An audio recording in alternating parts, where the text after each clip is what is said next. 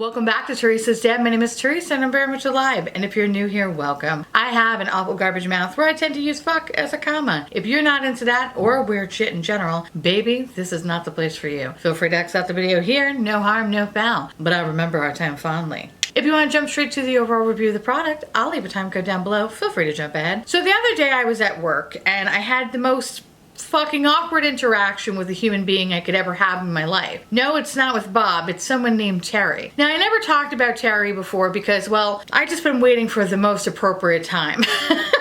And now today's the fucking day. Terry is one of those people, which by the way, we both share the same name. She chooses to go by Terry because she doesn't want anybody to confuse us. Now, we both have different last names and we look nothing the fuck alike. But hey, if you want to be called Terry, have at it. Terry's one of those people that will tell you everything about themselves, whether or not you want to know anything about it. For example, one day when I was in the cafeteria eating an egg salad sandwich, she sat down to tell me about her yeast infection that was bothering her at work.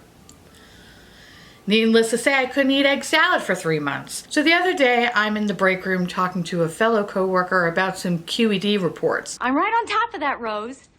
Okay? When Terry happens to stroll in. At first she was kind of like lingering around us and it looked like she wanted to say something, and I'm thinking, oh, maybe she wants to add to the conversation about QED reports, but no. Oh, Teresa? Yeah, Terry, what's up? You know, there was one time on New Year's Eve, I drank a whole bottle of champagne by myself. I then look at my other coworker who now looks like a deer in headlights. He doesn't even know what to say. So I look back over to Terry and I go, okay. Can I tell you, I drank so much champagne, I threw up everywhere. I threw up on myself, on the floor, on my dog, everywhere. But you know what though? I had guests in the other room. Had no idea what was going on. And here I am throwing up everywhere.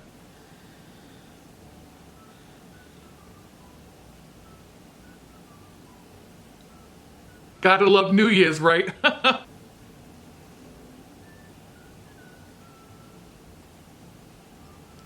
Yeah. I don't even know what to say. And she does this all the time, but this was the first time that I was like, it's July. We're nowhere near the holidays. I didn't know why she felt the need to tell me that. And of course, as she was walking out of the break room, that's when I had all the flood of questions fill my brain. First one being, what the fuck does this have to do with QED reports? But I figured, you know what? Sometimes things are just better left as a mystery. So yeah, that happened. Do you guys have any coworkers that are like that? Please tell me you do. And if so, let me know down below, because I'd love to fucking hear about them.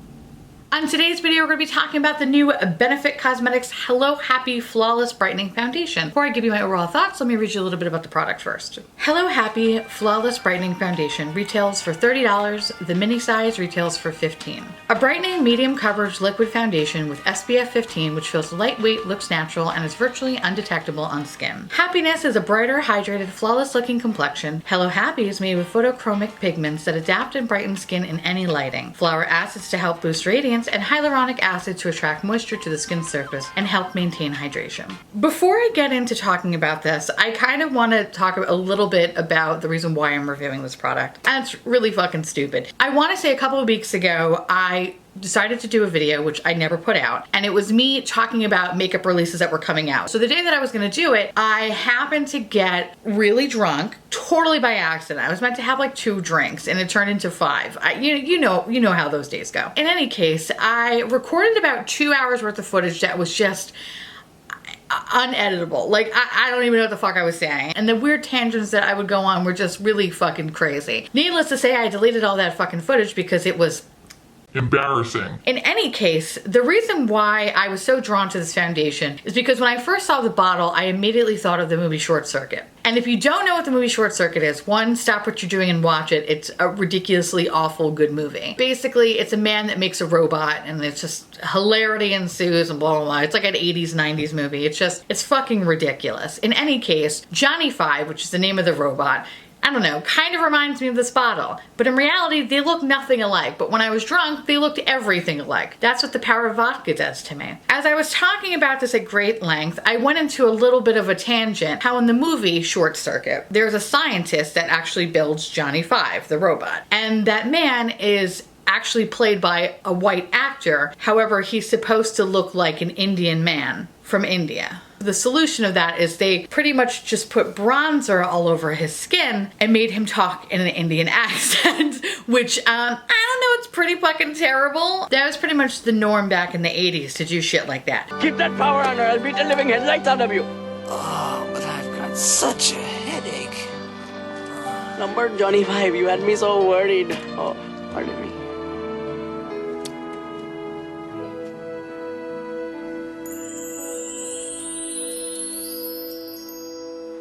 So, in any case, I went on this fucking tangent about this movie, about him being a white actor, portraying himself as an Indian man, and then I kind of tied it back with the shade range to this foundation. So, with that said, the shade range on this guy is fucking poor. There's only 12 shades. So that night, I drunkenly ordered a mini bottle of this. At least I got the mini bottle, not the full-size bottle, because I wanted to give Johnny 5 a whirl. So for $15, what exactly do you get? You get this cute little frosted glass bottle, which is obviously the mini size of the bigger bottle. You have a really nice rose gold cap, a good sized pump, about 0.33 fluid ounces of product. Packaging wise, this is really cute and aesthetically pleasing. The shade range, like I mentioned before, is very piss poor. There's only 12, and I think that's the overall problem with Benefit is their range in their complexion products are about this much when it should be like, you know, that much. Everyone else is doing it, bitch, just jump in the fucking bandwagon. So I've been playing around with this foundation for a little over a week now, and I kind of have some feelings about it. I don't think it's super fucking amazing, but I don't think it's the worst foundation either. Now, I applied this foundation a couple of different ways. I used both a brush and a sponge. I prefer the sponge because I felt like the brush just made my skin look really, really patchy and dry, and it left a lot of brush marks, especially around my nose area. So I had to go over it with a sponge anyway. As for primer,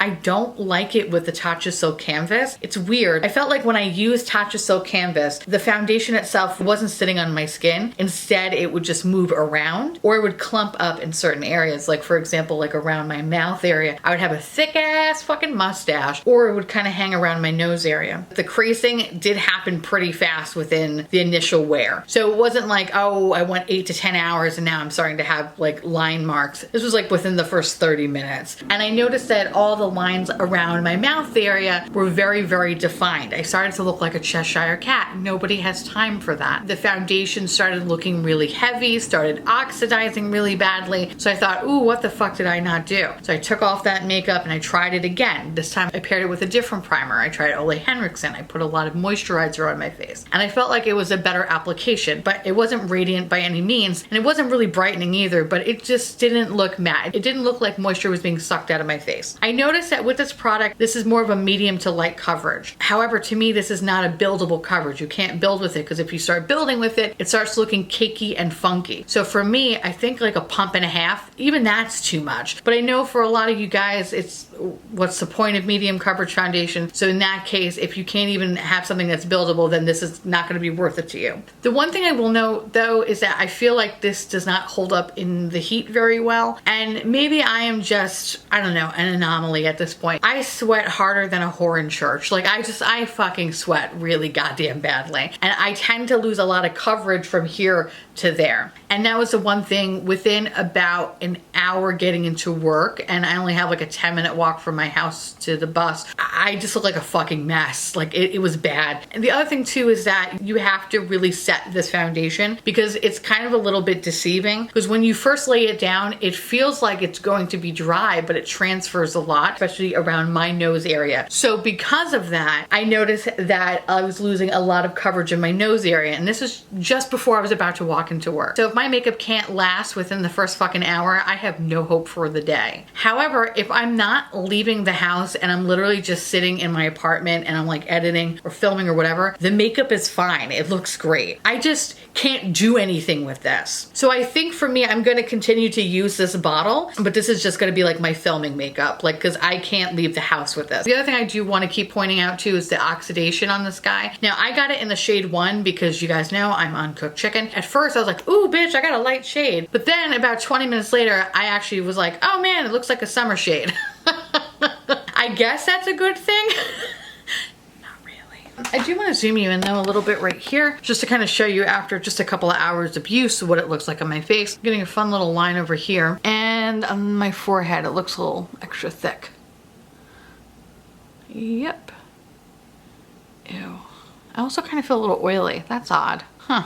Hilarious. That's the one thing that's super fucking annoying about this foundation is that even if you're not intentionally trying to build it up, if you accidentally start doing it, it starts to get really cakey. And it kind of feels a little bit like concrete. Not a fan of that whatsoever.